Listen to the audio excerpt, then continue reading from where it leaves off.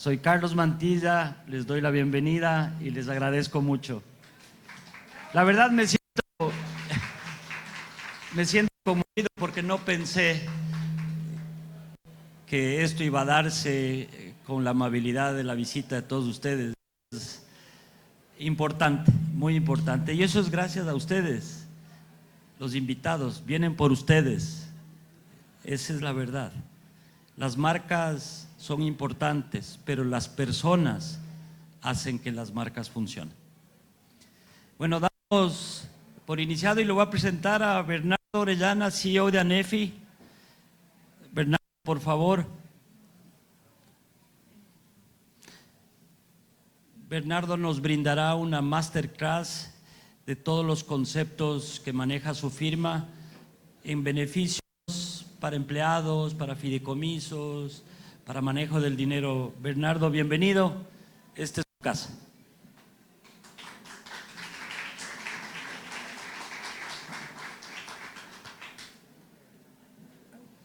¿Me escuchan ahí bien? Hay varias cosas que están pasando en el mundo. Tenemos riesgos, digamos, derivados de la guerra en el Medio Oriente. Tenemos problemas geopolíticos. Hemos tenido un poco de riesgos de inflación en los últimos años. Vuelven a aparecer un poco por el tema de la guerra en el Medio Oriente también. Y en general, digamos, las aguas están movidas, difíciles de leer a veces, y casa adentro también en el Ecuador con algunos retos. Ahora bien, nosotros como empresarios somos como navegantes, entonces no importa qué es lo que pase, igual vamos a tener que navegar las aguas. Soy Bernardo Orellana y vamos a hablar un poco de cuál es la situación del Ecuador en el 2026 y qué podemos esperar hacia adelante.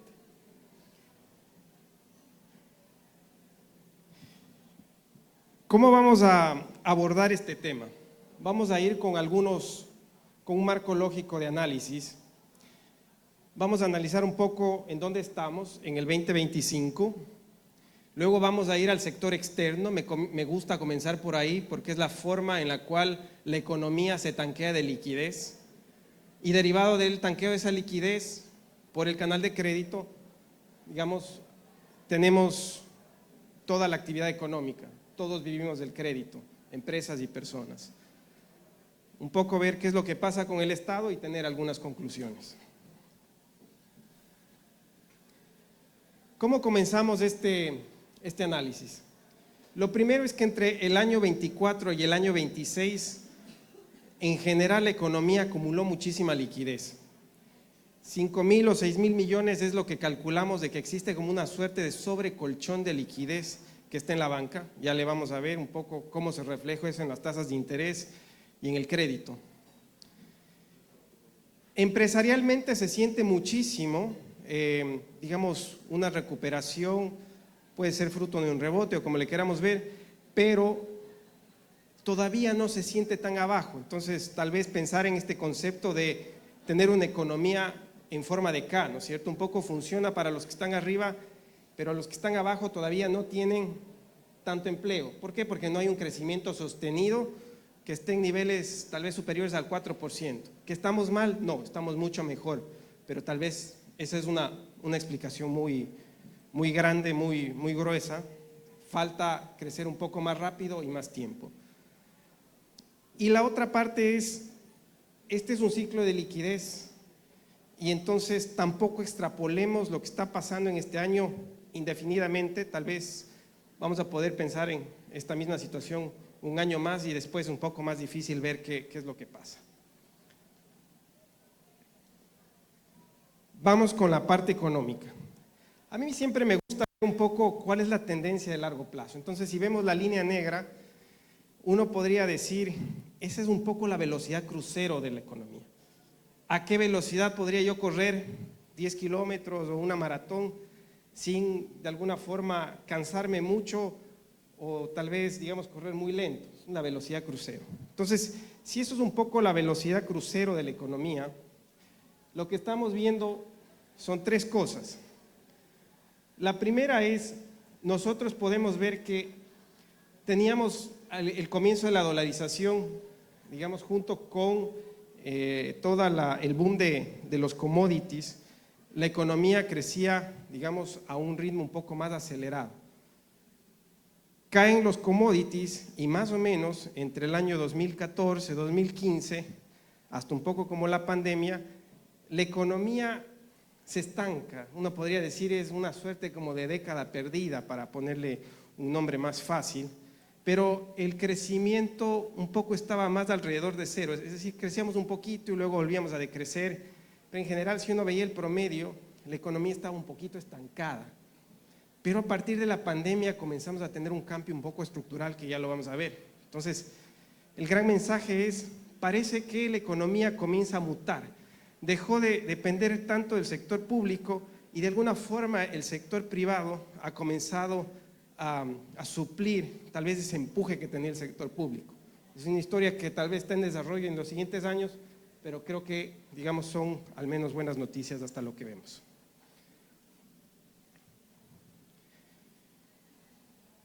Comencemos con el sector externo.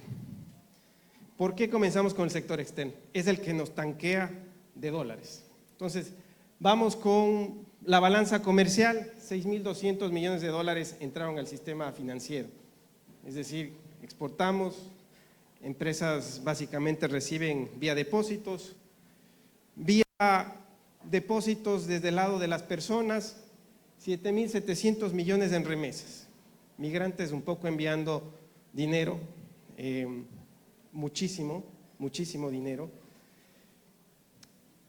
Tuvimos un fisco que básicamente solucionó el problema del endeudamiento y la parte fiscal. Tancamos con 5.000 millones de dólares de deuda, entonces sector privado, hogares y también, digamos, el fisco un poco tanqueando de liquidez.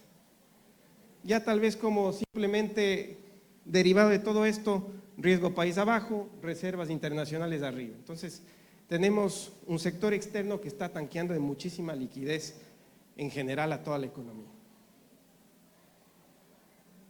Ahora uno podría decir, ¿y esto a qué se debe? Dejemos de lado la parte de los migrantes, que es un poco difícil de explicar.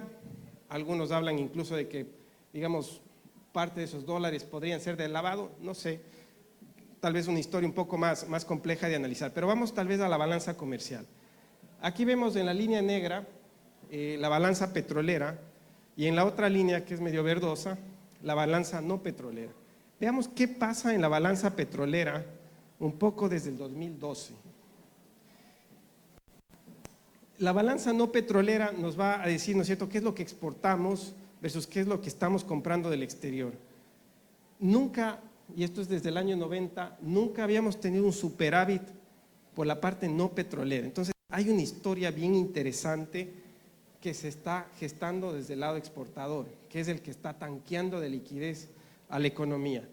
Y tal y como vemos, ¿no es cierto?, en esta trayectoria, parecería que estos eventos no son, digamos, circunstanciales o de muy corto plazo, sino más bien, digamos, un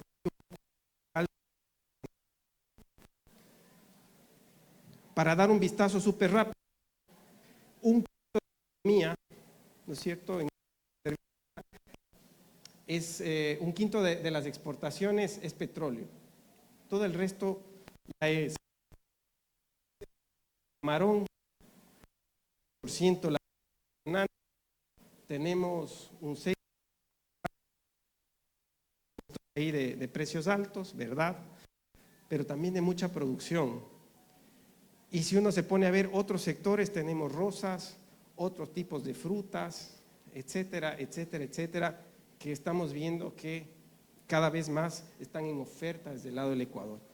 Entonces uno podría decir la frase trillada, la oferta exportable se ha diversificado bastante. Perfecto, entonces vemos que el sector externo nos está trayendo dólares y parecería que es un cambio, digamos, da algunas señales de que podría ser algo estructural. Algunas preguntas que hay que resolver en el mediano plazo, etcétera, pero parecería que es algo un poco más estructural. A mí me gusta hacer un cálculo, y este es un cálculo que hacemos en ANEFI, y un poco lo que vemos es, si el banco tiene X tamaño de depósitos, más o menos cuánta liquidez debería tener el banco. Entonces, para hacer un número, digamos, muy sencillo en la cabeza, por cada dólar que le entra al sistema financiero, más o menos 20 centavos debería guardárselo en liquidez. Todo lo que sea, ¿no es cierto?, el 21 centavos, 22 centavos, ya se convierte un poco en un exceso de liquidez, ¿sí? O sea, hay mucha más liquidez de la que tal vez prudencialmente necesitan los bancos. Si vemos ese número, aquí podemos ver dos cosas. Lo primero, en las áreas azules vemos fases de acumulación de liquidez. Entonces, por ejemplo, en el 16 llegamos a tener un exceso de 2.300, en este ciclo post pandemia algo como cercano a 2.000 millones, y este último tercer ciclo nosotros calculamos entre 5.000 a 6.000 millones de dólares que tiene la banca y las cooperativas en exceso de liquidez. Por eso hay mucha liquidez, entonces se ha tanqueado mucha liquidez y de alguna forma todo eso todavía no se transforma en crédito. Tenemos mucha gasolina todavía para crecer. Y el segundo mensaje es, si ustedes ven los ciclos anteriores, el ciclo era mucho más volátil. Acumulábamos liquidez un año y luego un poco caíamos 3 años más. Entonces era un paso para adelante, tal vez no los 3 pasos para atrás, pero 3 años un poco más ilíquidos. La provisión de crédito estaba un poco más volátil.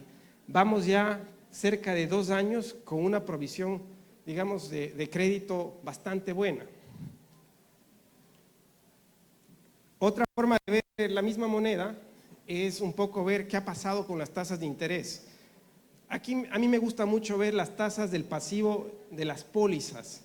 Entonces, si vemos en el pico, en el 2024, a comienzos del 2024, llegamos a tener una tasa pasiva, ¿no es cierto?, de los depósitos de plazo promedio sobre el 8%, algo como el 8,5%. Hoy por hoy, menos del 5%. O sea, había un reprecio brutal del costo de la liquidez en el sistema financiero. Lo propio pasa para la parte del crédito. Todavía tenemos ciertas tasas fijas, pero hay tasas que ya se mueven y vemos que también en general en el pico, ¿no es cierto?, 2024 llegamos a tener un promedio de tasas activas del 11,60, hoy por hoy 6,50. He visto créditos a 5 años entre el 5 y 6% con, digamos, condiciones muy generosas desde el lado de banco. Eso es bueno, tenemos mucha liquidez, está fluyendo, está siendo barato. Acá los amigos banqueros se ríen porque saben que es difícil competir de banco a banco, cada banco hace una oferta un poco más complicada que la otra, pero eso es bueno para los empresarios, muy bueno para los empresarios. Y el otro buen mensaje es, el crédito está fluyendo mucho más hacia la parte del crédito productivo. Y eso es bueno, porque si esta liquidez, que es, digamos, la fuente es todo el sector externo, va mucho más hacia el crédito productivo, de alguna forma podemos comprar un poco más de crecimiento a largo plazo. El consumo es fabuloso, se genera muchísima actividad, pero generalmente nos pasa lo que nos pasó en los anteriores ciclos. Como no tenemos tanta capacidad productiva para, digamos, de alguna forma hacer match con la demanda que tenemos por el crédito de consumo, generalmente se nos iban por las importaciones. Este ciclo ha sido un poco distinto, parte por la mala experiencia que tuvimos en el anterior ciclo de liquidez. Bancos y especialmente cooperativas tuvieron algunos problemas con la parte de la mora de las carteras. Entonces, de alguna forma, ahorita el portafolio de los bancos está más enfocado en la parte corporativa. Entonces, eso es bueno, que de alguna forma nos da un poco más de gasolina para el mediano plazo.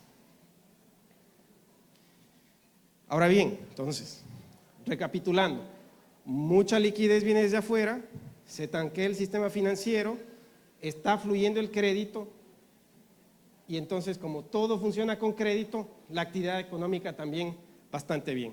El año anterior crecimos al 3,7%, estimaciones formales del Banco Central dicen al 2,5%, yo creo que va a ser algo más como el 3%. ¿Se le puede ver como una suerte de rebote? Algo sí, porque el 2024 fue de decrecimiento económico.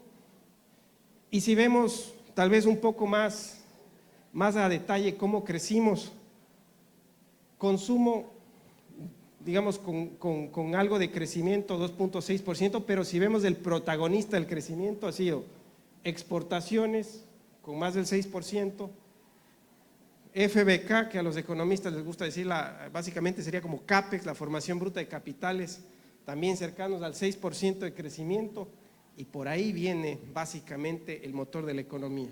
Vean la parte del gobierno, muy abajo. Entonces, hay una suerte de cambio, si le quieren llamar, de un poco el motor productivo del país, un poco más hacia el sector privado, un poco más enfocado hacia el exterior. Veamos las ventas empresariales. A ratos el PIB se queda muy arriba. La mitad de las ventas empresariales es comercio. Comercio, esto es midiendo enero-abril versus los enero-abril de los años pasados. Este año al 13%. Manufactura, que tal vez es lo más duro de crecer, que necesita mucha inversión, cercano al 10%.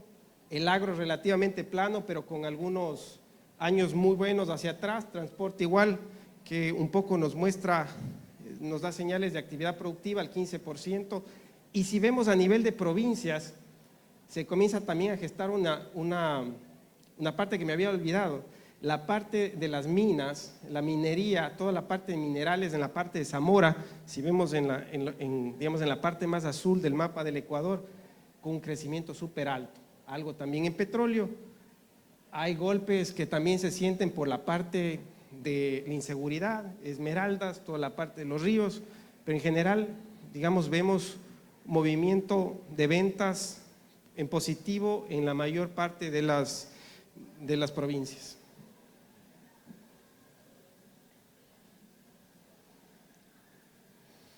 El empleo, muy rápidamente, a estos niveles de crecimiento no va a cambiar el empleo.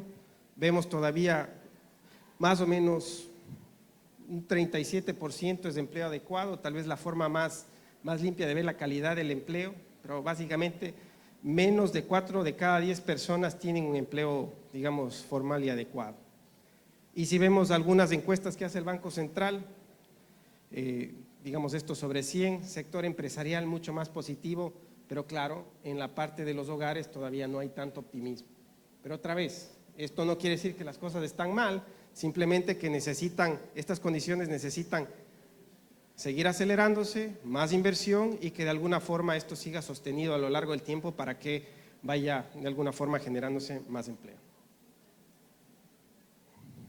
Perfecto, entonces tanqueamos de liquidez, ¿no es cierto? Vienen los dólares de afuera, se tanquea el sistema financiero, buena actividad económica. ¿Qué pasa con el Estado?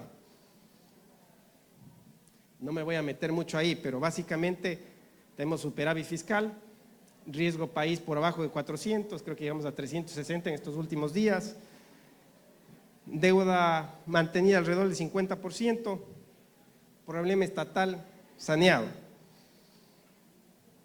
Si vemos la parte de los gastos, planos, básicamente de año a año con un crecimiento, esto es de enero a abril, un 4%, realmente plano si uno considera un poco la inflación, etcétera, y más bien la parte de los ingresos subiendo, ¿no? Algo con la parte petrolera, se ha hecho un esfuerzo en la parte también fiscal desde el IVA, etcétera, se comienza a sentir.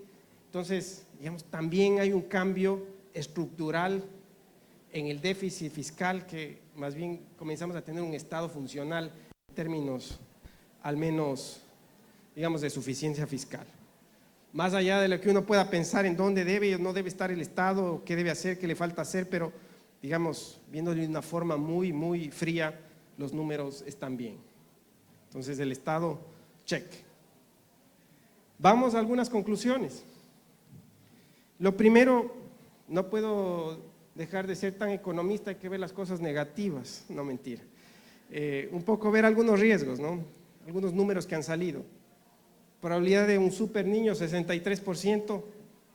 Creo que no hay que asustarse porque a veces es un fenómeno tan grande que aunque pase no necesariamente nos pega a la costa, pega con incendios, con sequías, a veces con algo más de lluvia, pero creo que si somos gerentes generales necesitamos pensar en que ese puede ser uno de los riesgos.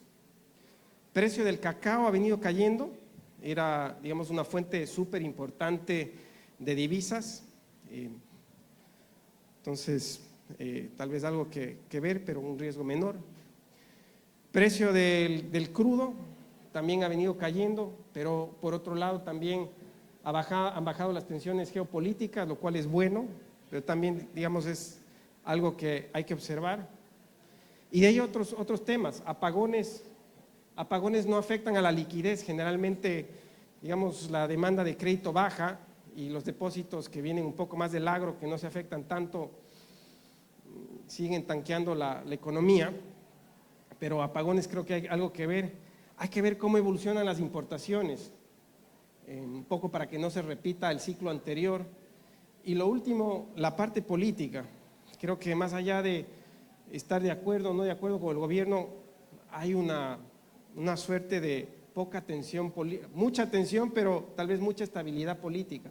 Pero estamos en un ciclo electoral nuevo y habiendo trabajado en un gobierno, una marcha indígena puede cambiar el riesgo país y un poco las expectativas de la gente de la noche a la mañana. Entonces, pero hay que ver esos riesgos. Y finalmente, si uno va a ver la empresa, algunas cosas a considerar. 2026 un gran año, creo que hay que consolidar este año está jugado, hay mucha liquidez, no hay muchos riesgos que se puedan presentar, pero creo que hay que tener cuidado en extrapolar al 2027.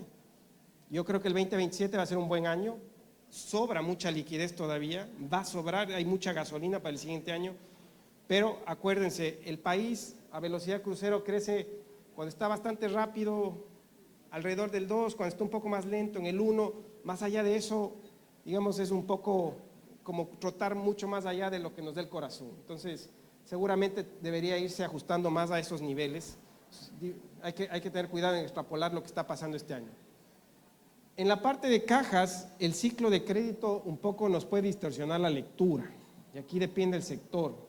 Sectores que son un poco más cíclicos, tal vez el más cíclico, la parte de construcción, otros que son de consumo más masivo, un poco menos cíclicos, pero hay que separar las ventas, ¿no es cierto?, de todos los otros programas comerciales que tengamos, que, digamos, por el costo de financiamiento a veces podemos dar descuentos, créditos, etcétera. Hay que diferenciar bien ahí qué es caja y no dejarse tal vez distorsionar por el ciclo de crédito. La parte de inventarios también es bastante heterogénea entre sector y sector, pero es importante no extrapolar otra vez, ¿no? Entonces hay cosas que cuando hay buen ciclo de crédito se venden y otras que pueden ser un poco más complicadas. Entonces un poco de precaución por ese lado.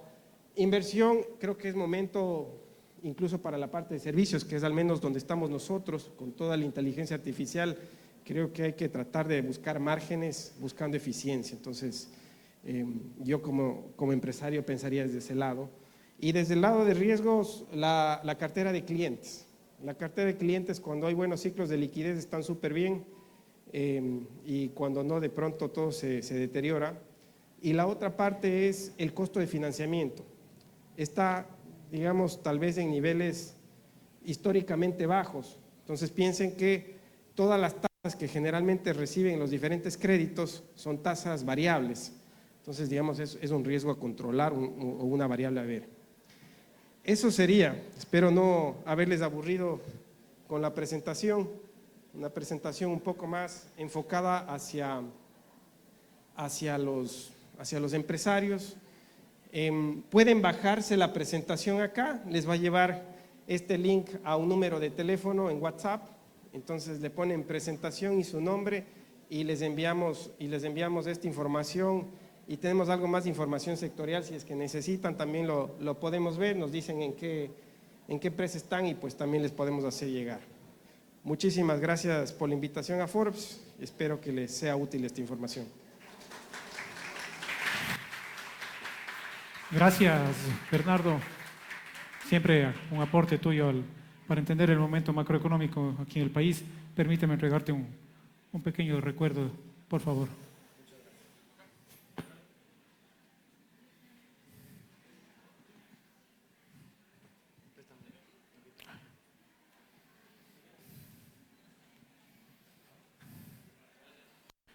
Gracias, Bernardo Orellana, el CEO de ANEFI, con los datos del momento para entender la coyuntura económica del país. Gracias a ustedes también por acompañarnos. Nos encanta estar en Guayaquil. Hace un par de semanas en este mismo espacio tuvimos un evento similar. Y bueno, antes de continuar quiero indicarles que Salud se está sorteando un Apple Watch. Luego los que se interesen pueden acercarse al stand de Saludza. Y ahora para continuar en esta tarde, invito a César Moya. Él es el gerente regional de Teojama Comercial. Bienvenido, César. Toma asiento.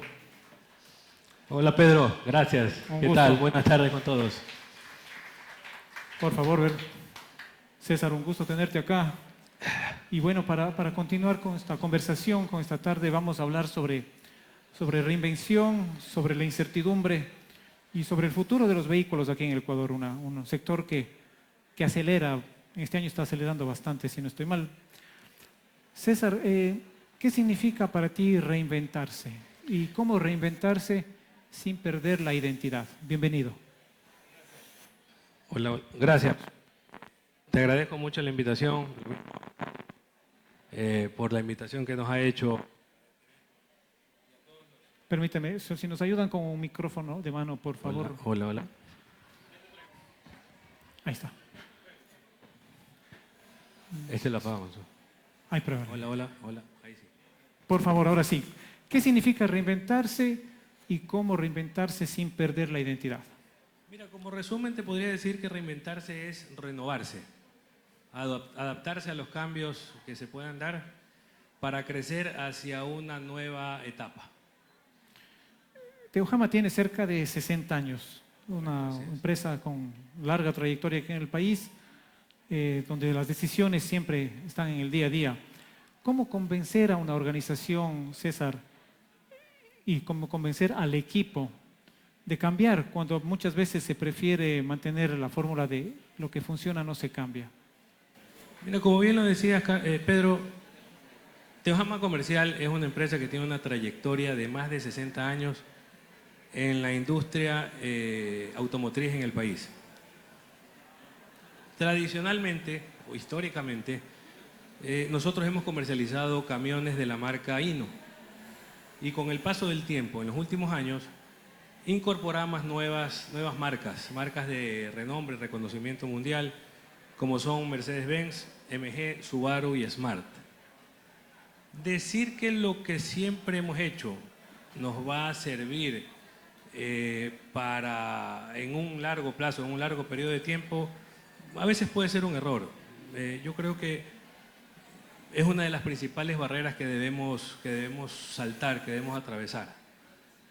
Todos creo que hemos visto que los mercados son muy cambiantes y siempre es necesario introducir nuevas estrategias para precisamente mitigar todos estos cambios. Con los equipos es necesario trabajar muy de cerca, ser muy consistentes. Siempre en Teojama nos ha gustado cuidar a nuestro recurso humano, porque ellos en algún momento, por trabajando largos periodos de tiempo, pueden tal vez acostumbrarse a una forma de trabajo específica. No quiero decir que sea mala, no, sino más bien creo que tenemos que entender un poco más y analizar cuáles son las tendencias de mercado, cuáles son las nuevas formas de hacer negocios para que nuestro equipo siempre esté preparado. ¿Y qué mensaje le dan al equipo justamente para lograr eso? Siempre para nosotros nuestra bandera ha sido la seriedad con la que trabaja Teojama Comercial. Esa seriedad siempre queremos transmitirla a nuestros clientes y obviamente es la que ha hecho que hemos tenido este prolongado tiempo de éxito tal vez para la compañía. 60 años, como decíamos hace unos minutos. César, hablas del cambio de la incorporación de nuevas líneas, de nuevos productos dentro de lo que es Teojama Comercial. Esto es un poco de audacia, un poco de instinto también, pero ¿cómo equilibrar esta audacia y sin descuidar el negocio de 70 años? ¿Cómo deciden cuando una apuesta vale el riesgo? Mira, esta trayectoria que les he comentado viene de la mano un poco con la forma de cómo hemos trabajado. Esto se ha construido con disciplina, con mucha dedicación, con seriedad. y la mística de trabajo que ya hemos tenido en Teojama en todas nuestras actividades, eso transmitimos a todos nuestros colaboradores. Te diría que nosotros también hemos tenido que estandarizar procesos y crear una imagen corporativa fuerte para a su vez transmitirla a todos nuestros negocios, a todas nuestras líneas de negocios. Esa cultura organizacional es la que queremos transmitir a nuestras diferentes líneas para así poder atender a cada una y cada una pueda siempre reflejar lo que es Teojama Comercial. Los proyectos nuevos que puedan darse, yo creo que siempre son viables, siempre son una alternativa, pero más aún cuando la empresa o la organización es muy sólida y sobre todo tienen esa visión de servicio. Eso sobre todo, el cliente siempre tiene que estar en el centro. Y en esta evolución, César, siempre ocurren errores. Los emprendedores están enfocados en equivocarse pronto para encontrar una solución. En la trayectoria, en la historia de Teojama, ¿cuál ha sido un error que ustedes consideran que dejó enseñanzas, por supuesto, y que les ayudó a reinventarse? Más bien quisiera hablarte de los aciertos, para Okay. de pronto también con eso poder tener una guía de lo que podríamos hacer. Mira, nosotros siempre hemos puesto el foco y hemos trazado muy bien la cancha en dónde vamos a jugar. Ante los cambios que puedan darse, creo que es muy importante, es necesario hacer una planificación o una planeación clara y estratégica de todas las actividades que hacen en la empresa. Esto nos puede ayudar a que cuando haya algún cambio, cuando exista algún cambio, ese impacto tal vez no sea tan fuerte en la operación del negocio. Por eso es muy importante planificar. Tú planificas a corto, mediano y largo plazo. Exacto. Si en el camino aparece uno que otro obstáculo, obviamente vamos a tener que solventarlo. Actualizar la planificación. Sí, pero siempre con un camino Sin, claro. sin perder el Sin foco, perder el el rumbo, objetivo. así es. Otro de los temas que queremos conversar contigo, César, es cómo decidir en medio de la incertidumbre. Cómo optimizar y potenciar el liderazgo dentro de una organización. En un mercado como el de los vehículos, con altos y con bajos, muchos líderes congelan las decisiones a veces por temor, por recelo. ¿Cuál es el marco que utiliza Teojama Comercial para decidir cuándo invertir y cuándo esperar en un entorno que puede ser volátil en ciertas ocasiones? ¿Cuándo invertir y cuándo esperar? Yo creo que todos estamos un poco aquí familiarizados con los cambios que hay en los mercados. O sea, esa volatilidad que hay en los mercados ya para todos creo que nos ha hecho como que entender y percibir que estamos en un carrusel de emociones. Pero siempre tenemos que estar atentos a estos cambios para tener la capacidad de tal vez involucrar o introducir propuestas que generen valor, propuestas que agreguen valor a nuestros servicios o productos o servicios. Te pongo un ejemplo. Nosotros nos hemos especializado mucho en la postventa. No nos gusta solamente vender nuestros vehículos y que el cliente quede, por así decirlo, desamparado. No, o sea, nos hemos especializado mucho en esto. Hemos creado una filosofía de soporte total en la cual el cliente siempre se siente con la confianza de que Teojama lo va a acompañar durante toda la vida útil de su vehículo. Eso es súper importante. Y en este mismo sentido de liderazgo, César, ¿cuál es ese atributo que debe tener un líder que es innegociable para los buenos y para los malos momentos que puede atravesar una compañía? Disciplina y ética creo que es lo que siempre nos ha caracterizado y son temas que son innegociables en la organización. No es negociable. Y esos valores se los inculca a los colaboradores desde el primer día. Correcto, así es. Siempre han sido pilares fundamentales para nuestras actividades y de hecho lo replicamos siempre en toda nuestra fuerza de ventas y colaboradores en general. ¿Y los colaboradores qué dicen al respecto? ¿Cómo lo toman? Se sienten tranquilos en realidad y les gusta porque notan una seriedad en la empresa y saben que con nosotros están consiguiendo una estabilidad, una seriedad en que pueden hacer su carrera en la compañía. César, hace un momento conversábamos antes de subir al escenario entre la diferencia entre un líder y un jefe. Si nos puedes, por favor, nuevamente compartir ese concepto. Mira, yo creo que ser jefe lideras por tu posición, pero ser un líder, lideras por la confianza y el respeto que infundes en tu equipo. Eso básicamente. Perfecto, César. Hablemos ahora del futuro del sector de vehículos aquí en el país. ¿Cómo está este año? ¿Cómo ha arrancado el primer trimestre? ¿Cómo estamos terminando el primer semestre ya? ¿Cómo está la industria? Mira, te diría que bastante bien. En una de nuestras líneas de negocio sí hubo ciertas complicaciones. Me imagino todos han de conocer la tasa de seguridad que se dio por productos provenientes de Colombia. Y en nuestras marcas Hino era uno de los principales afectados. Pero bueno, este tema de diversificación que lo comentamos hace un momento nos ayudó mucho a estabilizar nuestro negocio y a poder esperar a que esto pase. Obviamente siempre pasa, las malas situaciones siempre van a pasar. Nos ayudó mucho, logramos salir adelante sin problema. Tú ya sabes, se regularizó este tema de la tasa de seguridad y nuevamente estabilizamos nuestra operación. ¿Y qué está pasando con los vehículos eléctricos? Uno circula por la calle y uno se encuentra cada vez con más modelos. ¿Cómo está ese rubro del mercado? Los vehículos eléctricos han ganado un terreno en el mercado. Hay propuestas muy innovadoras, hay propuestas muy buenas, no solamente en vehículos livianos, sino también en camiones y en buses. Pero por ahora yo considero que el interés en cambio de tecnología va más enfocado a lo híbrido. O sea, es decir, un vehículo que tenga autonomía o que tenga propulsión, ya sea por consumo de combustibles fósiles o por energía eléctrica en realidad.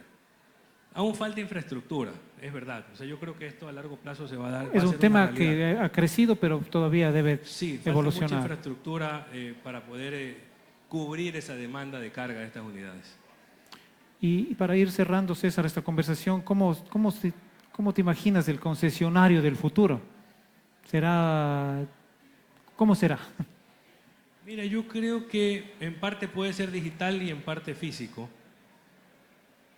Creo que en nuestro medio todavía el consumidor requiere una vitrina de exhibición. O sea, es necesario que el cliente vaya, que perciba, que identifique el color que le gusta, que interactúe con la tecnología de los vehículos, que incluso haga pruebas de manejo.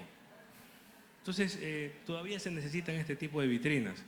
Mira, como compañía te podría decir que nosotros estamos innovando y estamos creando plataformas tecnológicas que permitan elevar esa experiencia al cliente, que ellos puedan sentir que pueden configurar o pueden comprar un vehículo a través de la parte digital. Pero estamos trabajando en eso y eso sí creo que se podría dar en un mediano plazo tal vez. Y César, una última pregunta para salirnos un poquito del guión. ¿Cómo le puede aportar un emprendedor de los que nos acompañan hoy, los que nos están siguiendo en nuestra plataforma en TikTok, que quiere ser parte de la cadena de valor del sector de los vehículos? ¿Qué puede hacer un emprendedor al respecto? Como te comenté en un momento, siempre es necesario el proponer agregados o propuestas que den valor a estos vehículos. Por ejemplo, te decía, en el tema digital, ya se podrían hacer temas de accesorización de vehículos o configuraciones especiales. Entonces, a través de estos temas digitales que están tan de moda ahora, yo creo que sí es una forma de cómo podrían involucrarse un poco en la cadena de valor y sobre todo involucrarse en este tipo de segmento, que es la industria automotriz. Perfecto, César. Bueno, te agradezco por tu participación, gracias también a nuestros acompañantes, a nuestros asistentes. Y antes de cerrar, César, creo que tienes una promoción, una dinámica para la audiencia. No sé si nos quieres comentar de qué se trata. Muchas gracias, Pedro. Bueno, nosotros estamos para todos los asistentes. Aquí aparece un código QR que creo que no está bueno. Hay un código QR que estamos... Ya les vamos si nos ayudan en la producción, el código, por favor. Vamos a hacer un sorteo de algunos abonos para la compra de su próximo vehículo Mercedes-Benz. Entonces los invitamos a todos a participar, a registrar con el código QR y siempre bienvenidos en nuestra compañía. Muchas gracias. Muchas gracias. Estuvo con nosotros César Moya, el gerente regional de Teojama Comercial. Un gusto, César. El gusto es mío, gracias. Permíteme entregarte un pequeño, por favor. Permíteme.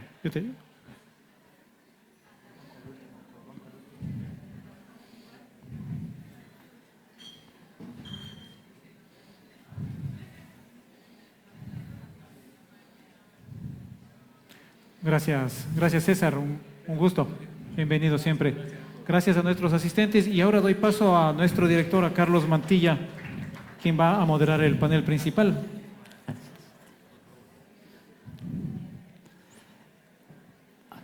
Carlos. Estamos de vuelta. ¿Cómo quedó en la democracia?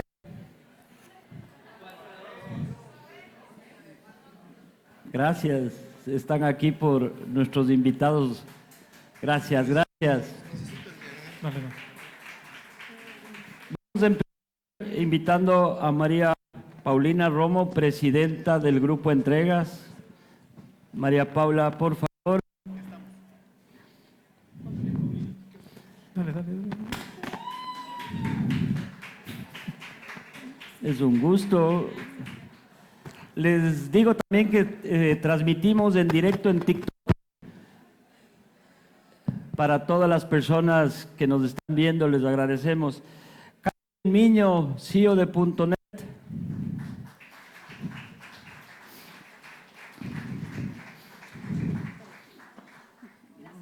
Gracias, Caterín. Marci Villacrés, vicepresidenta. Qué maravilla.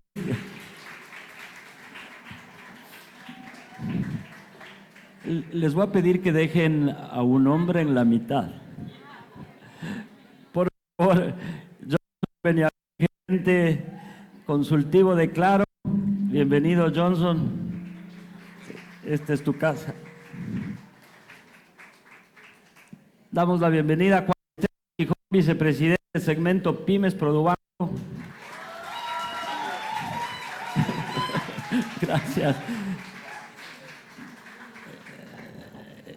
Bueno, la suerte, por favor, Juan Esteban, la suerte de nosotros de estar muy bien acompañados por ustedes. Gracias. Gracias. Siempre en este tipo de foros, siempre liderazgo, de cómo gerencio, de qué hago.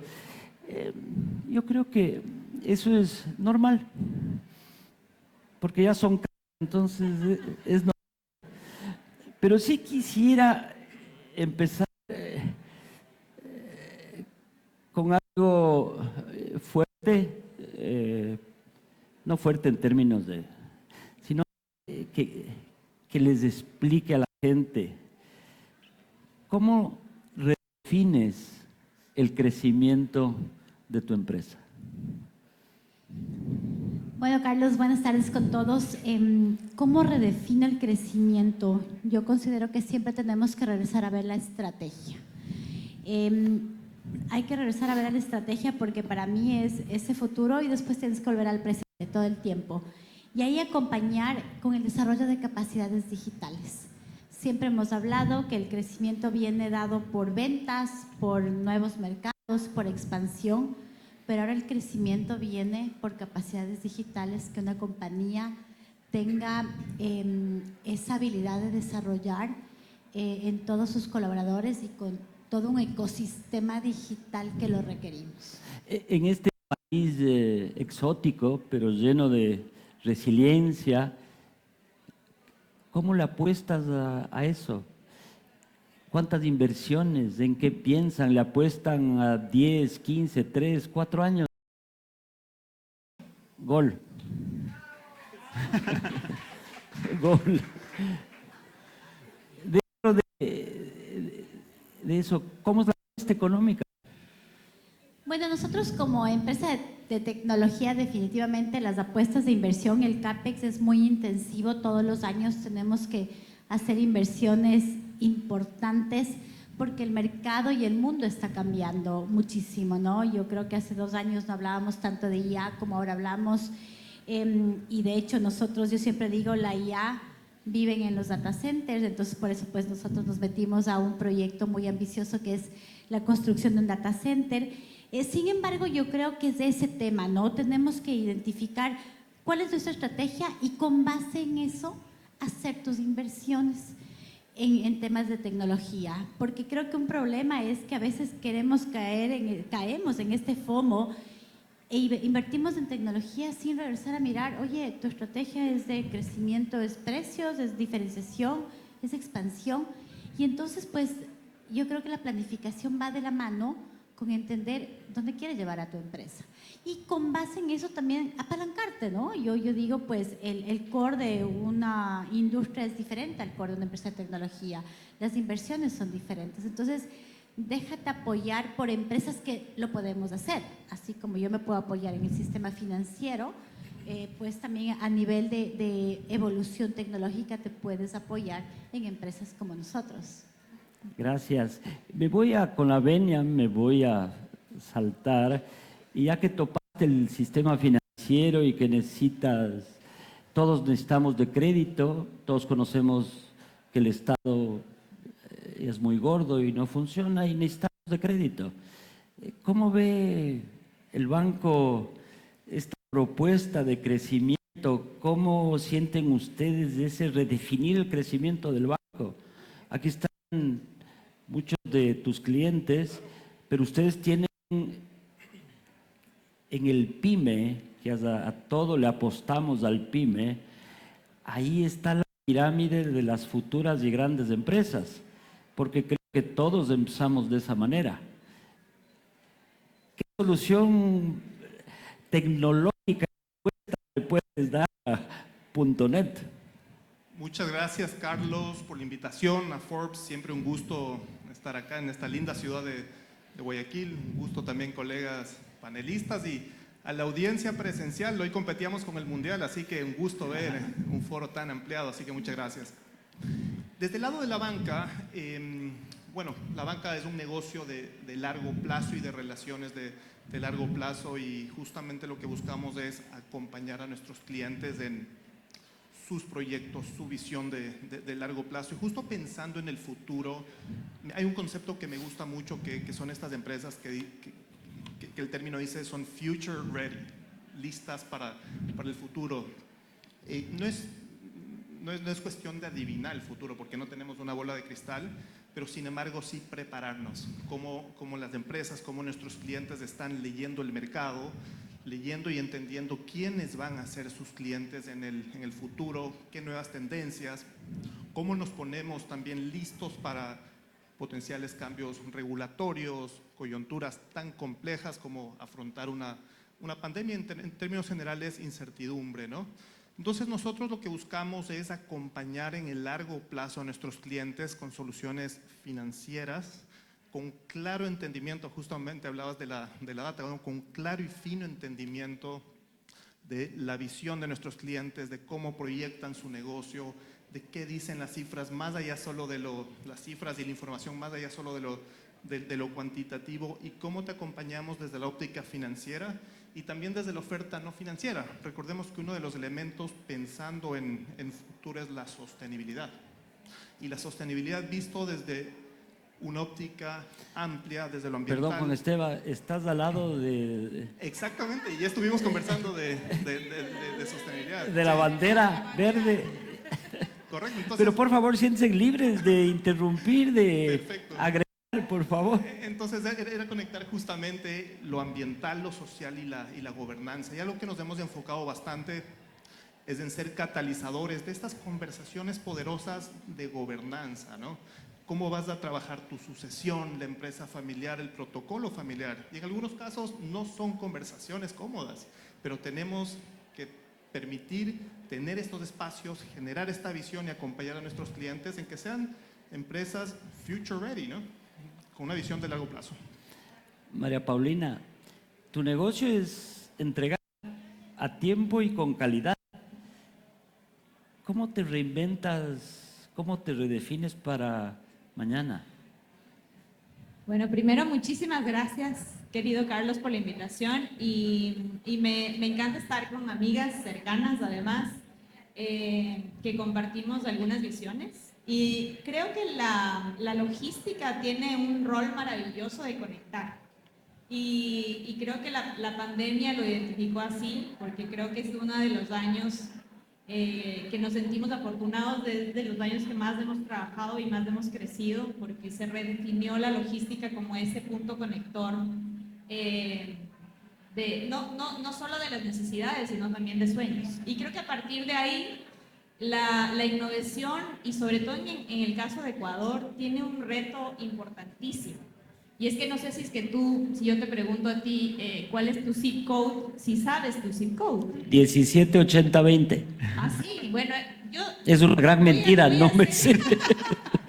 Voy a hacer una encuesta, que a propósito agradezco muchísimo las barras y que estén aquí en vez de estar en un partido de fútbol, que además soy futbolera, así que valoro muchísimo que estén acá.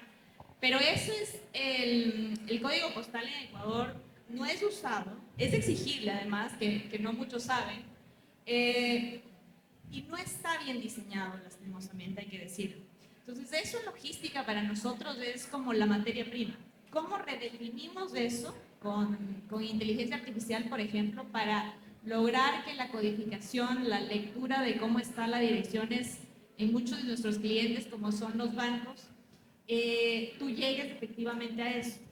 Y creo que ahí para nosotros es la clave, porque es mucho de lo que no se ve, pero que para nosotros genera eficiencia y confianza en el cliente. Y hoy por hoy, para nosotros eso es la parte de la innovación. Es esas cosas que no se ven, pero que finalmente nosotros orgullosamente estamos construyendo nuestra propia IA, porque lastimosamente eso en Estados Unidos, que tiene una lógica de dirección, no te va a servir esa inteligencia artificial que las logísticas grandes en Estados Unidos o en Europa están manejando, porque tienen una lógica atrás geográfica. Lastimosamente en Ecuador hay un Eloy Alfaro en el norte, en Quito, y hay un Eloy Alfaro aquí en Guayaquil, y hay un Eloy Alfaro en el sur. La una es la avenida, la otra es una calle casi cercana en el sur, y la otra es una calle pequeña aquí en Guayaquil. Entonces, no hay una lógica atrás. ¿Y cómo logramos esa lógica? Generando mucha data histórica y protocolos de esa identificación, que el cliente muy seguramente no lo ve en la eficiencia y la efectividad que tenemos de una entrega de una tarjeta de crédito o de un paquete, pero que tras de eso hay mucha eficiencia logística que nos permite abaratar y generar eficiencia en costos. ¿Cuántos paquetes de entregas al día entregan? Hoy debemos estar entregando, no sé, unos 25,000 diarios a nivel nacional, sí. Wow, un dato para tenerlo en cuenta. Johnson, ¿ustedes vienen del teléfono, del ring ring? ¿Vienen del mensaje? Con unas tarifas que todo el tiempo caen en la industria de la comunicación a nivel mundial. Ya no creo que es un negocio tener un plan celular. ¿Cómo se replantean ustedes? ¿Cómo redefinen ese crecimiento? Efectivamente, ¿no? La conectividad en general ha ido mutando de todo el tiempo, ¿no? Hace muchos años el que podía recibir una llamada en movimiento era el que tenía ventaja sobre los demás, que tenían que hacer reuniones físicas o tenían que ver cómo se las arreglaban, ¿no? Y era un servicio sumamente costoso por los pocos usuarios que habían, ¿no? A pesar de eso, las inversiones se dieron, ¿no? Tenemos 30 años en el país haciendo inversiones para poner la red disponible para todas las personas. Los servicios han ido cambiando en el tiempo también, ¿no? Hemos ido, digamos que en la medida de lo posible, siempre los primeros en liberar la tecnología. Viste que ya tenemos 5G y estamos creciendo por todas partes. Sí que ese servicio de 5G representa un cambio en las tarifas de los usuarios. Tú sigues con tu mismo plan, sigues pagando lo mismo, y si tienes un dispositivo que te permite aprovechar la tecnología, pues te vamos a poner a disposición, ¿no? Entonces, estas inversiones que nosotros hacemos no están ligadas, si quieres, a un beneficio inmediato. Nosotros traemos la infraestructura, ponemos a disposición de todos, y eso ayuda a que empresas pequeñas y grandes puedan escalar sus negocios bajo demanda. Necesito un pedacito de un servidor porque yo tengo un negocio pequeño que no necesita más, pues ahí lo tienes. Necesito un producto puntual en una pyme, no sé, una cámara de seguridad, un espacio de almacenamiento, una revisión de alguna automatización pequeña, pues también lo hacemos a la medida. Entonces, eso ayuda a que, digamos, el mercado se pueda dinamizar, de que tú tengas soluciones desde el más pequeño que necesita, como te digo, una pyme, hasta una solución gigantesca que te ayuda, incluso a la inteligencia artificial para la gente, como lo decían acá. Entonces, ustedes dos conectan. somos partners, ¿no? Ustedes dos conectan al Ecuador. O sea, yo estoy de acuerdo, ¿no? Yo creo que nosotros conectamos vidas, conectamos empresas, conectamos sueños y pienso que nos podemos complementar muy bien. Comparto lo que menciona.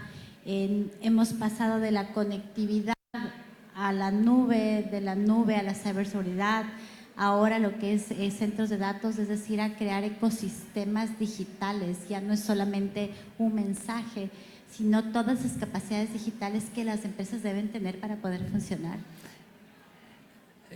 Mariuxi, te dejé al último, porque lo tuyo es, para una mujer, es extraño. Y lo digo con absoluto orgullo, es súper extraño.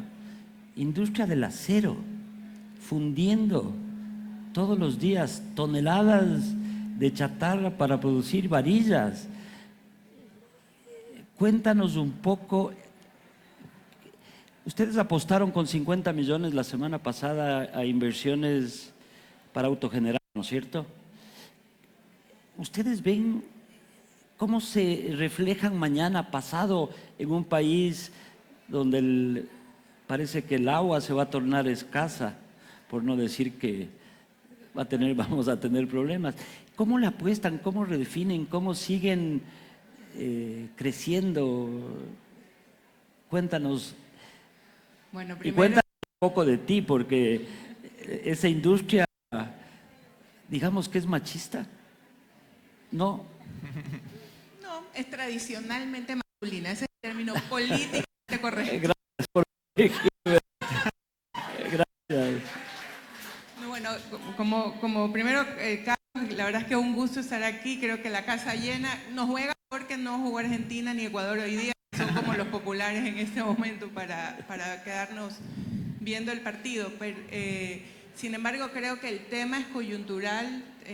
La primera charla que tuvimos, viendo los números y cómo el sector privado está sacando adelante el país, evidencia el rol que jugamos. Y sí, la verdad es que yo tengo una relación de mucho amor y de mucha cercanía con el mundo del acero. Crecí, y contaba una anécdota en un momento que Entre chispas. O sea, más que yo vivía cuando era chica en mi casa, la ventana de mi cuarto daba a un patio y en ese patio mi mamá manejaba una distribuidora de productos de construcción, entonces yo le iba a ver saltando entre las varillas de hierro. No era Novacero en ese momento, pero crecí entre materiales de construcción y ha sido algo muy cercano. Así que el ver la industria crecer, el ver la empresa crecer es algo que me apasiona y a lo que le ponemos todo el corazón, pero también una estrategia de negocios muy, muy afinada que va en una permanente sintonía con qué queremos para la empresa, cuál es el propósito que nos guía, por qué y para qué hacemos lo que hacemos, pero también muy conectados con el entorno en el que estamos, las personas o las familias que dependen de nosotros, todos nuestros grupos de interés con los que conectamos, y al ser una industria de mucho proceso, de mucha maquinaria, también de mucho consumo de energía, sabiendo que tenemos un rol y una responsabilidad muy importante con el cuidado del ¿Cuánto planeta. consumes? ¿150 megas diarios? Bueno, tenemos 3 plantas distintas, pero no, diarios no, pero necesitamos una capacidad como de 40 megas para la planta de Lazo, que es la más grande, que es donde fundimos el acero. Pero en la planta de Guayaquil con 6 megas estamos perfectos. Pero sí tenemos una demanda de energía importante y lo que hemos venido haciendo en este proceso de crecimiento del negocio es entender que el crecimiento económico, el cuidado del planeta y el cuidado de las personas van de la mano y nos hemos anticipado. Vivimos en un entorno muy incierto. El cambio es lo constante que tenemos en nuestra realidad como seres humanos, pero además es parte del juego. Veíamos los indicadores económicos del país de los últimos 20 años, esas curvas demuestran la incertidumbre a la que hemos estado acostumbrados. Sin embargo, el sector empresarial es quien saca adelante. Esas curvas que Bernardo nos presentó no son las curvas de las empresas de ustedes, hay que decirlo. Ustedes crecen sustentable y sosteniblemente. Creo que eso es lo correcto, señoras B. Sí. Y el querer hacer negocios teniendo esta, tú hablabas de redefinir. Nosotros en el mundo B y en Novacer usamos mucho ese término también de qué es lo que te hace exitoso. Entonces, cuando logras poner un propósito al centro, cuando entiendes, en nuestro caso, hablamos sí de varilla, de techo, de los tubos, la estructura de materiales de acero, pero sabemos que ahí van de la mano sueños de nuestros clientes, de nuestros proveedores, y esa claridad de propósito hace que el éxito se mida, por supuesto, con una rentabilidad económica que es la que te da el oxígeno para seguir trabajando. No somos ONGs. No somos ONGs, esto es una empresa privada que necesita generar rentabilidad, pero esa rentabilidad siempre contrastada con qué impacto positivo haces en tu entorno, tanto en la parte de cuidado del planeta como en la parte de las personas. Redefinir el crecimiento. ¿Por qué Paraguay? Paraguay porque Dan un tenemos... paso a Paraguay ahora en el negocio. Está haciendo primicias, Carlos. No. Bueno, porque lo que queremos es crecer y creemos que tenemos una historia, un aprendizaje de industria, una manera de hacer las cosas, un propósito, una cultura, un know-how que puede trascender las fronteras del Ecuador.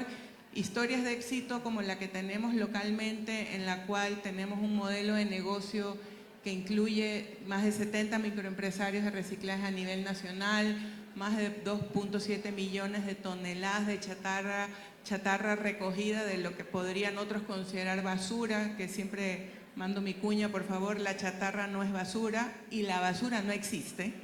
Y todos esos son recursos que podemos aprovechar generando más de 12.000 ingresos indirectos a más de 12.000 personas. Ese modelo que sabemos que funciona, ¿por qué no replicarlo en otro lado cuando las oportunidades se presentan y los nexos y las alianzas están disponibles para hacerlo? No fui infidente con lo de Paraguay, ya está en Google. Es una cuasi, ya está en Google y en IA. Lo que sucede es que Paraguay tiene un potencial de crecimiento enorme a nivel de la construcción, tiene que reinventarse esa ciudad y esa mirada de ustedes al exterior es increíble. Pero ustedes vienen del exterior acá.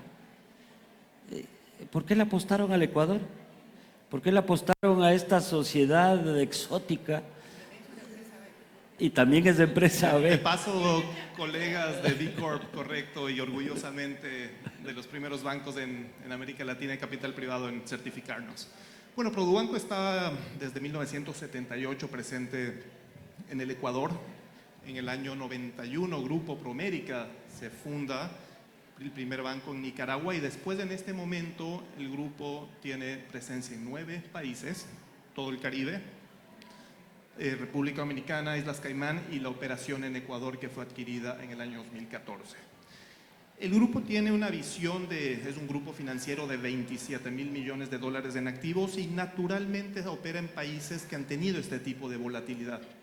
Entonces la volatilidad, los cambios políticos, quizás los periodos de incertidumbre han sido parte de la operación del grupo y Ecuador naturalmente fuese ese paso. Realmente Promérica está presente desde Jaramillo, después damos el paso a Banco Promérica Ecuador y después la adquisición del 62%, hasta el 62% en la segunda adquisición del capital de Produbanco. Entonces ha sido una visión de apostarle a la región. Hay bastantes sinergias que vemos entre los países de Centroamérica y el Ecuador.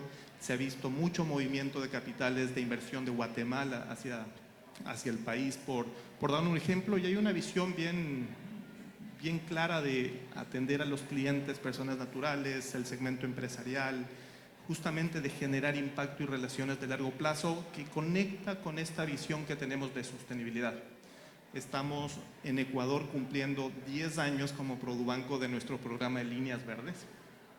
Este mes estamos cumpliendo estos 10 años y hemos desembolsado casi 2.000 millones de dólares a lo largo de este programa, justamente acompañando a nuestros clientes a ser más sostenibles en su operación, a tener una transición en cuanto a sus medios de producción, energías renovables, eficiencia energética, pero no nos quedamos justamente solo en líneas verdes, también hicimos una transición también al financiamiento social. Por ejemplo, una de las problemáticas que comentabas, Carlos, y de los retos más que problemáticas, era justamente el financiamiento de las pymes. Entonces, dentro de nuestro portafolio sostenible, que suma en este momento 1.400 millones de dólares, hay un fondeo bien relevante a pymes lideradas por mujeres, por jóvenes, por personas de la economía plata. Hemos encontrado el PYME lo calificas dentro de, bueno, el PYME definen dentro de 100.000 en adelante. Normativamente la segmentación es ventas anuales de 300.000 a 1.5 millones.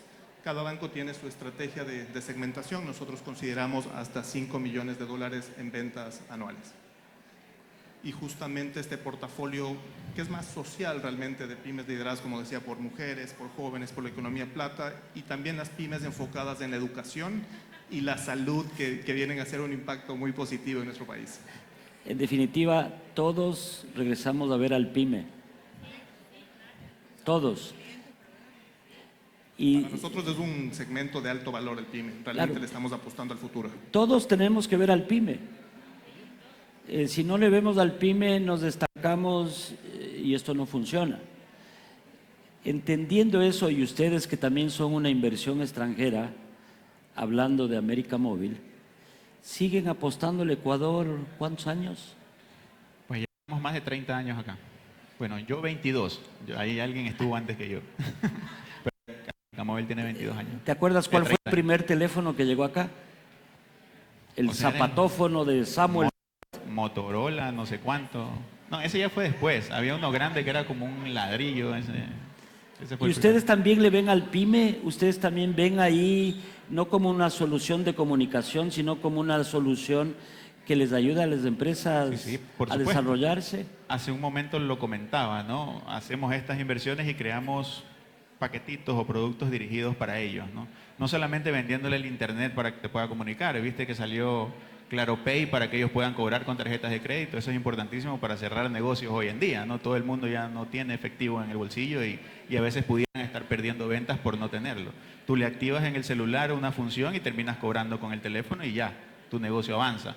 Entonces viene el internet, viene el Claro Pay, viene lo que decía, cámaras de seguridad con analítica que le ayudan a saber hasta cuántos clientes entraron a su tienda para que ellos puedan hacer sus propios cálculos de oferta y de demanda en el futuro. Entonces, todas estas soluciones que suenan muy tecnológicas se pueden empaquetar para que los pymes la aprovechen y puedan hacer crecer sus negocios. Catherine, en este mundo que conecta, porque ustedes nos conectan y conectan la banca, conectan el servicio, conectan la venta, conectan la entrega, nos conectan. ¿Qué decisión dura has tomado en todos los años que vas en .net? La más dura, la que no consultaste sino decidiste. Una anécdota debe existir. No sé si es de la pandemia, no sé si es una decisión de precio con un competidor. Bueno, me has hecho acuerdo, yo creo que tengo 3 anécdotas muy marcadas en mi vida como líder de .net. La primera fue el terremoto. En el 2016, nosotros ya teníamos presencia en toda la provincia de Manabí.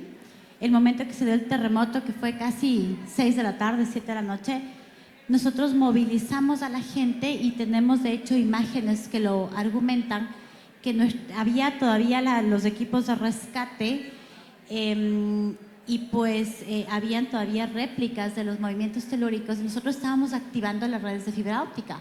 Cuando activamos las redes de fibra óptica a las 24 horas del terremoto, habilitamos zonas Wi-Fi gratuitas y publicábamos, está habilitado en tal zona, y pasó algo impresionante. ¿Qué fue lo que pasó? La gente se empezó a comunicar con su familia y el mensaje era: estoy vivo. Y sabes que eso marcó, yo creo que fue un punto de quiebre para la empresa, porque ahí entendíamos que nuestro propósito no era conectar únicamente una red de telecomunicaciones, era conectar vidas. Ese es nuestro propósito, porque creemos que las conexiones y las personas pueden cambiar el mundo. Habían madres que no sabían de sus hijos, habían hijos que no sabían de sus padres. O sea, miles de familias incomunicadas que a través del internet, a través de las redes gratuitas, pudimos. Entonces fue una decisión súper interesante. Yo creo que después otro reto importante fue la pandemia, porque tú tenías que enfrentarte a un equipo de trabajo que les tenías que decir, somos una actividad esencial y tenemos que salir a conectar, porque es la forma de darle continuidad laboral, continuidad para que puedas estudiar y para que el motor económico continúe. Fue una época que trabajamos mucho. Y pues un tema fuerte como líder era pararme frente a mi equipo y decirles, pues tenemos que salir. Y claro, ellos me decían, pero tú estás en casa. Y era cierto. Entonces, ellos tenían que estar enfrentándose a eso. Pues entonces tú tenías que tener una comunicación muy asertiva para generar ese sentido de pertenencia de que nosotros teníamos que conectar.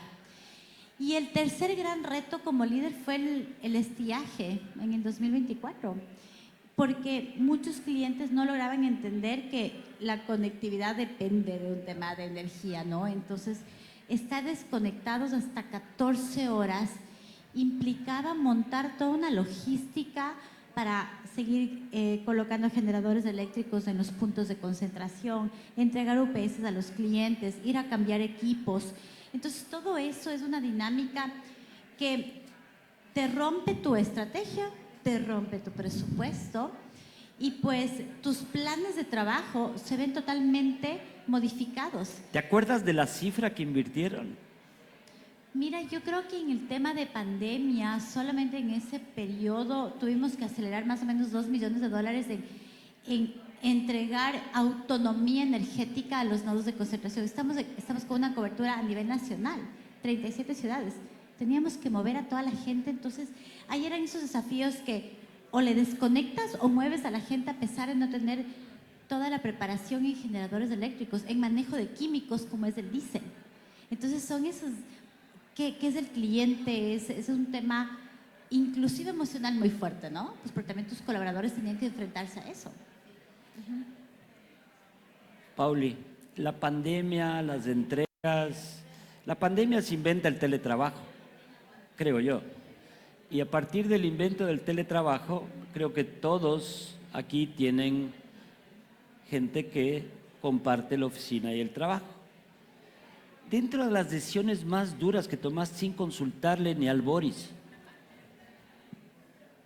recuérdale una, que tenga un ejemplo de una toma de decisión fuerte, sin duda, o si tenías duda como la que me puso mi amigo ayer, ¿cómo la tomaste? ¿Amaneciste, levantaste el teléfono? ¿Qué hiciste? ¿En qué época? ¿Pandemia? ¿Apagones? No tiene nada que ver con una atención crítica, pero tiene muchísimo que ver, creo, con... Hace un momento hablábamos de que los ecuatorianos no nos la creemos, ¿no? Y para los que no saben del Grupo Entregas, nosotros compramos una compañía quebrada en el 2008 y esa compañía venía creciendo y llega FedEx, que orgullosamente representamos a FedEx desde el 2012. Y creo que de las decisiones más duras que tomamos en el 2012 fue apagar esa marca nacional que venía creciendo. ¿Cuál? Y Grupo Entregas como tal, y dejarla apagada durante unos buenos 2 años y medio, porque el FedEx como bueno, es considerada la primera marca de carga, aerolínea de carga más importante del mundo. Entonces, representar una marca así es un paraguas enorme. Y tomar la decisión de apagar la otra marca era complicadísimo, porque significaba ceder nuestro patrimonio. Y yo creo que esa decisión fue importante en ese momento. Y nuestro primer empleado, que comenzó en el 2004, Antonio, que ahora ya no está con nosotros, tocó un día a mi puerta y me dijo, sí sabe que la última compañía, que era una compañía de seguros, la última compañía de entregas va a sacar una licitación y nos va a dejar de ser nuestro cliente. Y ahí me dio dolor, porque yo dije, no estoy construyendo mi marca, no estoy siendo una empresa que está haciendo mi camino, estoy construyendo para otra marca. Y creo que ese replanteamiento fue durísimo en su momento, pero marcó el quiebre de toda relación, porque hoy yo soy vocera del Grupo Entregas, soy orgullosamente presidenta del Grupo Entregas donde voy. Hay muy poca gente ahora que me relaciona con FedEx. Por supuesto, hay gente que sabe que somos representantes, pero entienden que hoy más de 4 compañías están relacionadas al grupo en términos de logística. Y eso para mí fue un antes y un después de esa decisión, porque si bien en un momento determinado teníamos que hacerlo y teníamos que volcarnos a esa representación, hoy menos del 30% significan los ingresos de esa representación y eso significa que crecimos solos.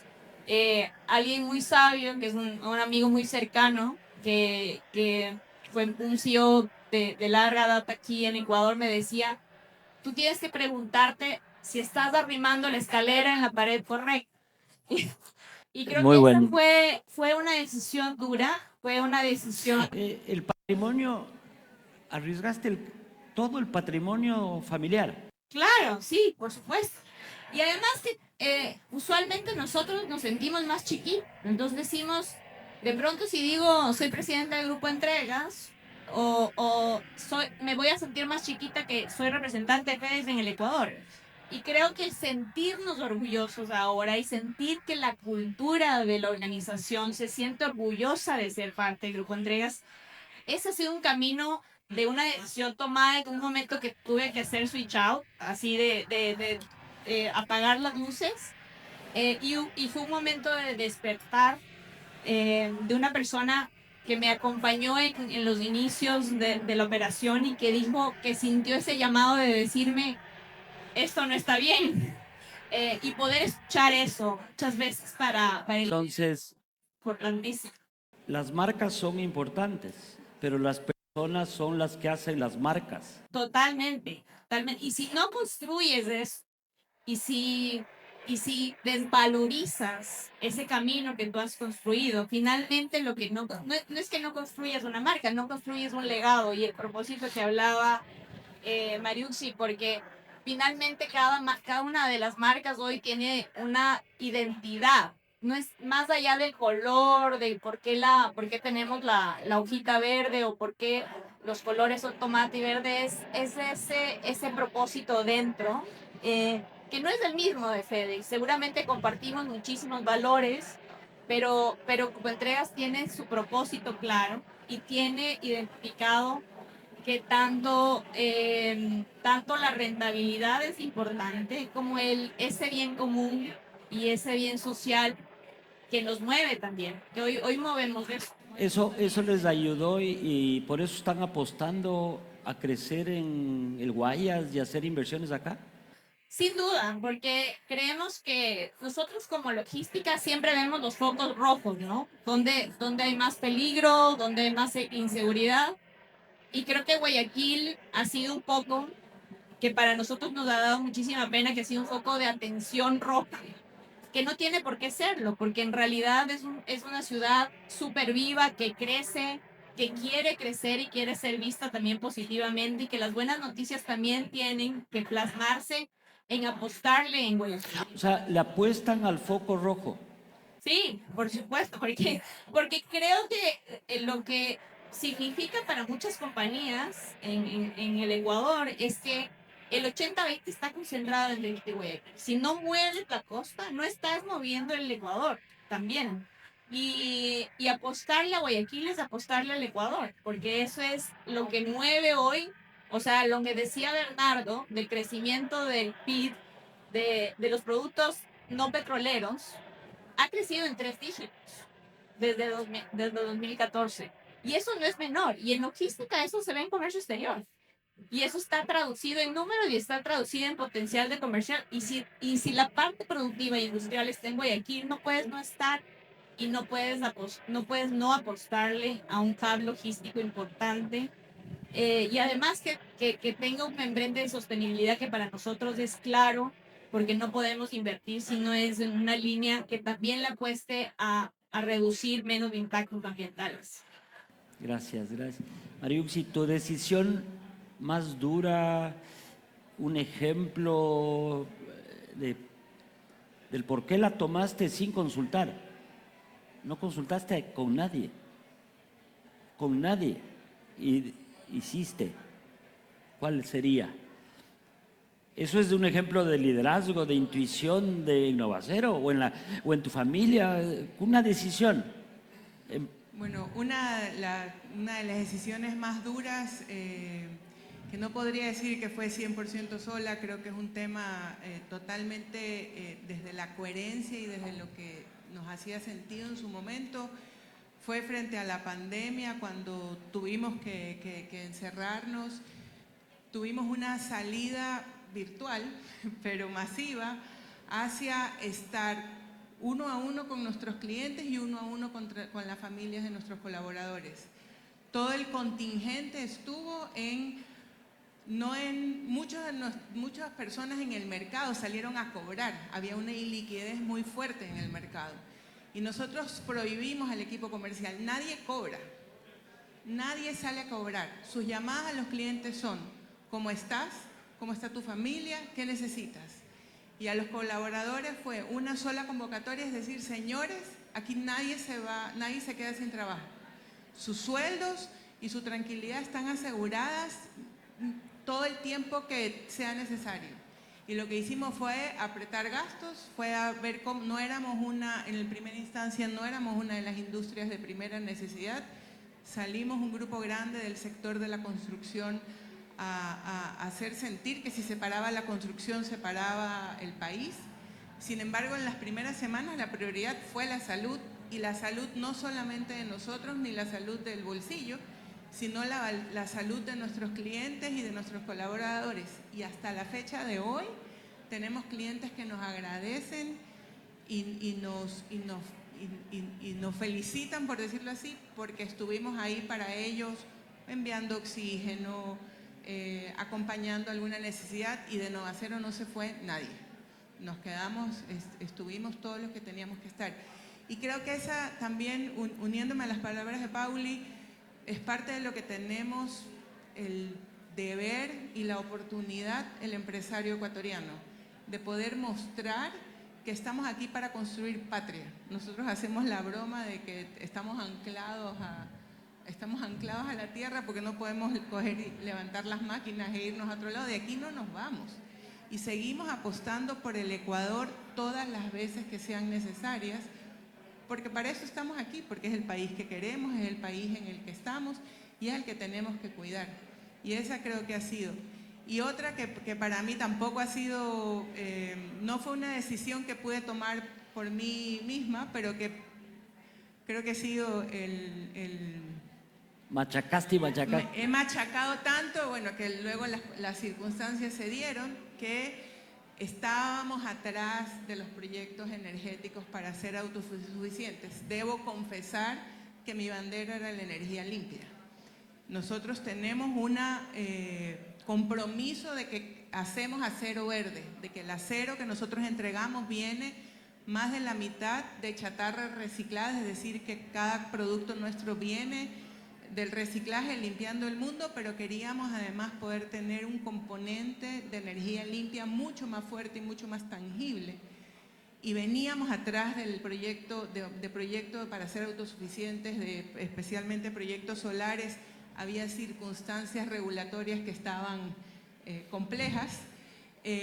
Sin embargo, me enorgullece poder decir que pudimos tomar la decisión previo a la crisis energética, de tal forma que cuando estaba en plena crisis energética estábamos inaugurando los paneles solares, nos pudimos anticipar, y la planta, con mucho orgullo, nuestra planta de Guayaquil hoy es 90% autosuficiente, y no lo es completo porque cuando hicimos el cálculo éramos más chiquitos.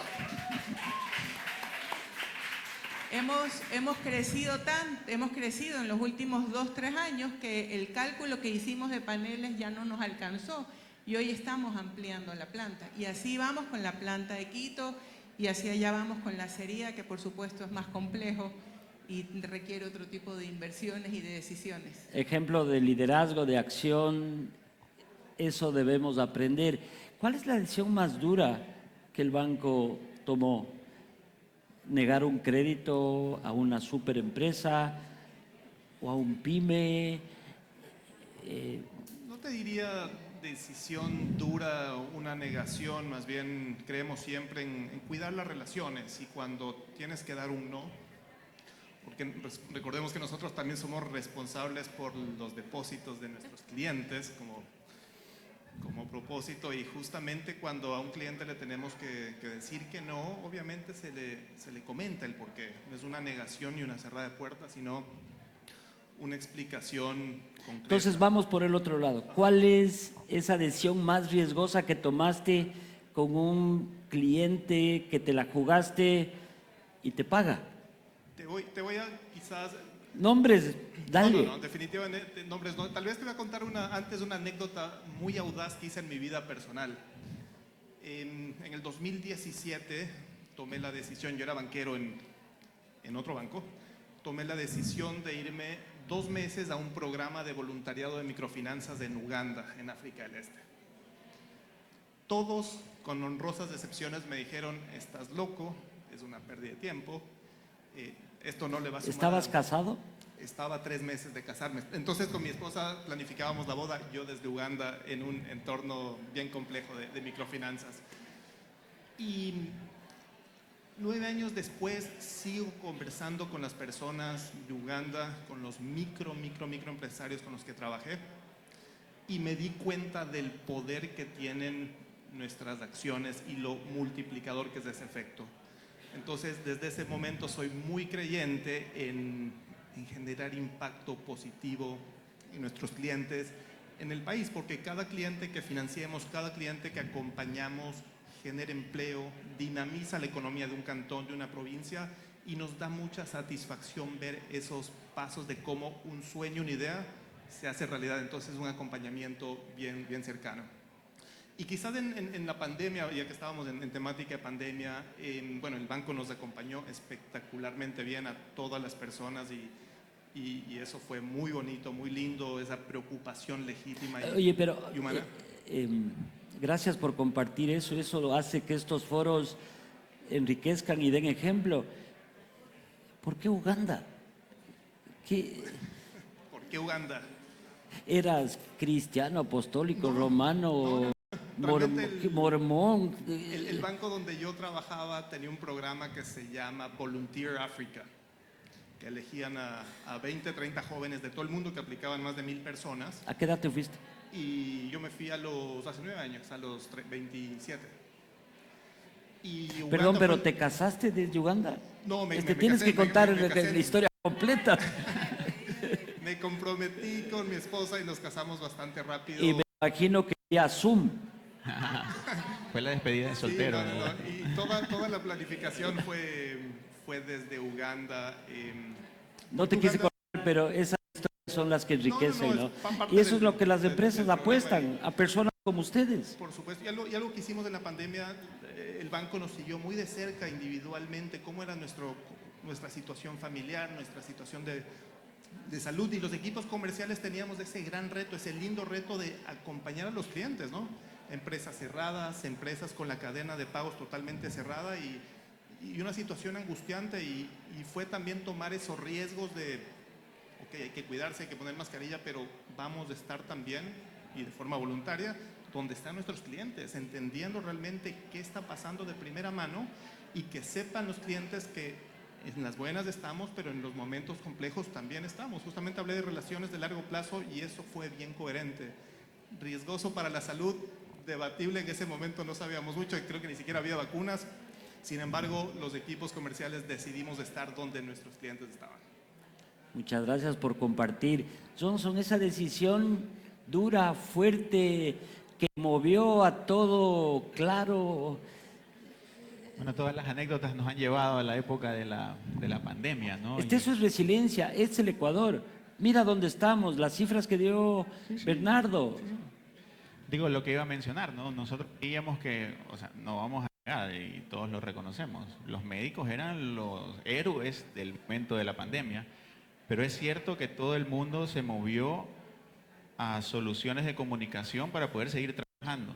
Todos tenían que estar conectados, todos tenían que estar en línea. Si una radiobase se nos caía, esa gente que no podía comunicarse con sus seres queridos iba a sufrir un montón. Entonces, estaban los médicos y atrás teníamos que estar nosotros monitoreando la red, haciendo que funcione y que todo esté perfecto para que nadie tenga esas preocupaciones que en esos momentos eran terribles, ¿no? Tú ya no podías ver a tus familiares. El único mecanismo que tenías era poderte conectar con ellos mediante una videollamada o mediante alguna llamada telefónica de las antiguas, porque algunos lugares lejanos ese es su único recurso que tienen, ¿no? Entonces, esas decisiones difíciles también fueron por ese lado, ¿no? Con el compromiso de todos de saber lo importante que era para todas las personas estar comunicados, estar presentes allí y poder correr cuando algo fallaba, ¿no? Gracias Johnson, todo esto agrega un tema que te va a llevar un poquito. ¿Vuelve Nokia con algún super equipo o es que dice que va a ser mejor que Huawei, que va a ser mejor que... ¿Viene o no viene? Ya comenzamos en un foro pasado de que no creas todo lo que sale en las redes, ¿no? No, entonces no. O sea, Nokia aquí tiene su operación, efectivamente ha cambiado de nombre, pero Siemens, no viene el Nokia. Super Nokia. No tenemos un acercamiento o una notificación formal de que vengan con un producto, ni ellos, ni Elon Musk, ni ninguno de esos que sale en las redes, ¿no? Nosotros seguimos con los pies sobre la tierra con lo que bueno, hemos pasado por redefinir el crecimiento, una visión, la innovación, la decisión, la urgencia, el liderazgo. Creo que ha sido esta conversación muy, muy rica y en honor al tiempo, un mensaje final humano, puramente humano hacia el país, más allá de la resiliencia, de algo diferente. Bueno, yo quiero recoger lo que hemos conversado esta tarde.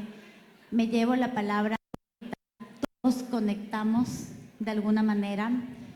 Me llevo la palabra propósito, porque el propósito creo que es lo que nos permite generar un efecto multiplicador en las personas, en las empresas y en la economía ecuatoriana.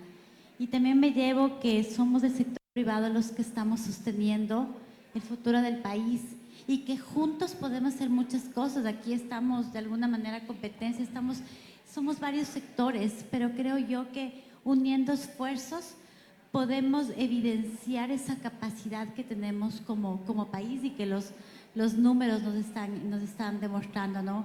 Así que pues cuando actuamos con propósito, con una estrategia y conectando personas y sueños, creo yo que podemos llegar muy lejos. Gracias. ¿Saben qué recojo yo? Muy importante, que la competencia se siente. Eso no pasa. Verles a ustedes en el mismo mundo, sin discutir un servicio, un precio, una tarifa, les agradezco muchísimo. Eso habla muy bien de ustedes y sobre todo del país. Yo creo que hay un ejemplo que hoy nos llevamos. María Paulina, tu mensaje.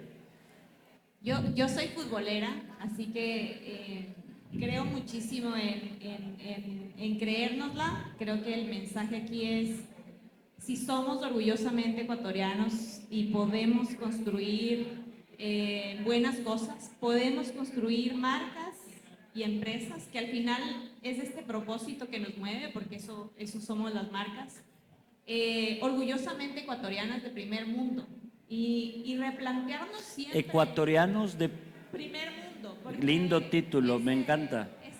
Ese gol creo que lo hacemos todos. Y creo que nos hace falta muchísimo de ese amor propio de salir adelante y saber que podemos y que sí lo podemos hacer y que sí podemos hacerlo los número uno y por qué no campeones del mundo, porque eso es, ya que estamos futbolistas, yo todavía no pierdo la esperanza de eso. Hermoso, hay que creerse. ¿Hincha de la liga? De todos menos de la liga. Futbolera por el Aucas, del Independiente. Sí, le respeto muchísimo al Independiente. Creo que Michelle Deller está haciendo un trabajo fabuloso de base. Y creo que ahí está el mensaje muchísimo de tocar la sociedad. Hay un libro súper bueno que le recomiendo, de 01 de Peter Thiel, que parece ser súper económico y todo. Pero no es. Pero hay un concepto ahí básico. Él habla de innovación, él habla de innovación vertical, de crear una única solución. Y al final siempre dice que hoy el mundo no se va a mover si no nos damos la vuelta a entender y ayudar a la sociedad en donde vivimos. Y si eso no está claro para nosotros hoy, más que todo en Ecuador, creo que no servimos para lo que estamos haciendo, porque es tan necesario y no es el gobierno el que va a salir, vamos a salir todos fortalecidos si le apostamos a eso. Mari, tu mensaje. Me sumo al creer. Yo soy una convencida de que el mundo pertenece al que tiene la valentía de creerse sus sueños más locos, más atrevidos. Y nosotros en Nova Cero siempre hablamos de acompañar la construcción de sueños. Y si nosotros realmente creemos que podemos construir un mejor Ecuador, un mejor futuro, y nos comprometemos con eso, estoy segura que va a pasar. El dar ejemplos de empresas que han crecido, de casos de éxito, el mismo ejemplo que nos está dando la selección o todos los deportistas que están dejando el nombre de Ecuador en alto, nos devuelve la pregunta de ¿qué puedo hacer yo? ¿Qué rol me toca a mí? ¿En qué espacio opero yo? Porque desde ese espacio donde yo me pregunto cómo puedo yo, nosotros como empresarios, todo el público, los medios, nos preguntamos qué rol jugamos en ese hacer los sueños más locos que tenemos para nuestro país o nuestras familias, cómo los hacemos realidad, nos deja tarea para hoy día. Y desde hoy se puede hacer eso.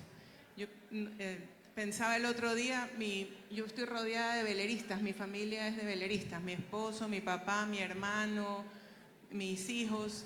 Yo soy la que se marea en el barco, pero la metáfora del velero me encanta, porque cuando tú tienes claro lo que quieres, tú tienes claro hacia dónde vas, y el sueño que es el que te guía y te inspira, si la ola si el mar se pone picado, si el viento te mueve la vela, lo que tienes que ajustar el rumbo, y lo que parece un pequeño desvío a la larga es simplemente una forma de agarrar más Orzar para llegar. Para llegar. Pero tienes que tener claro ese sueño que te inspira. Johnny Wiener es el comodoro de tu club.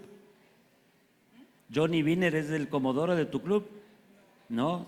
¿Tú no estás en Salinas? Sí, Salinas, sí. ¿Pero no es Johnny? Sí, creo, no sé. Yo soy, pero los veleristas están ahí todo el tiempo agarrando vuelo. El mejor ejemplo de ir por los lados y llegar es orzar. Y a veces tendemos a pensar en todo lo malo que tiene el país, en todo lo malo que hacemos, o todo lo malo que el otro hace. Y esos desvíos temporales, nos caemos en unos momentos así como medios oscuros de lamentaciones y de querer echarle la culpa a alguien. Pero ya nos toca saber que ese desvío sirve para agarrar impulso y para poder seguir y llegar a donde queremos llegar. Gracias, Mariuxi. Juan Esteban, tu mensaje. Yo soy un convencido de que el futuro será mejor y me gusta ser optimista. Yo creo que los ecuatorianos considero que somos grandiosos, tenemos que creérnosla, eso es bien relevante. Que la vara más alta del día de hoy sea el punto de partida de mañana, realmente que como país, como sector empresario, el sector público nos unamos, porque el hacer país es una visión de largo plazo y es una carrera de paciencia, que los tropiezos intermedios no nos desanimen, no decaigamos, sino realmente todos unidos trabajando en miras a un mejor Ecuador. Hemos visto casos ya de deportistas ecuatorianos, ya que estamos en modo mundial y deportes, medallistas olímpicos, campeones mundiales, ecuatorianos jugando las finales de la Champions. Entonces, el ecuatoriano realmente es talentoso, grandioso, y debemos creérnoslo. Entonces, yo soy muy convencido de que cuando nos unamos todos con una visión común de país, seguramente se va a venir un futuro mucho más próspero. Les agradezco, los mensajes son muy profundos, creo que nos llevamos algo muy enriquecedor hoy día. Les agradezco la franqueza, la sinceridad. Esto tuyo hay que titular. No, me parece fabuloso. Y que sepan que en nuestras páginas lo único que buscamos es contar estas historias, porque si no las contamos, no tenemos. Y para eso, hoy, luego de casi 38 años de hacer periodismo, hago todo al revés. No desconozco la realidad del país, pero estas historias son las que empujan, y lo que puedan compartir, llámenme siempre. Muchas gracias. Gracias, muchas gracias.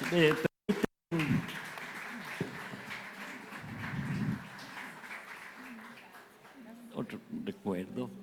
Muchas gracias, mi querido amigo. Gracias, Johnson. María Marina, el único que te dice así. Mariuxi, muchas gracias. Juan Esteban, muchas gracias, ¿no? A las órdenes. Esto es de ustedes, el escenario es de ustedes, por favor. Con alguna noticia, ¿no? Gracias, Carlos. Y mientras se realiza la fotografía oficial del panel principal, queremos agradecer a todos los asistentes, a todos los panelistas que nos acompañaron esta tarde en una jornada que deja muchos aprendizajes, muchas lecciones para seguir haciendo país, como bien decían nuestros speakers.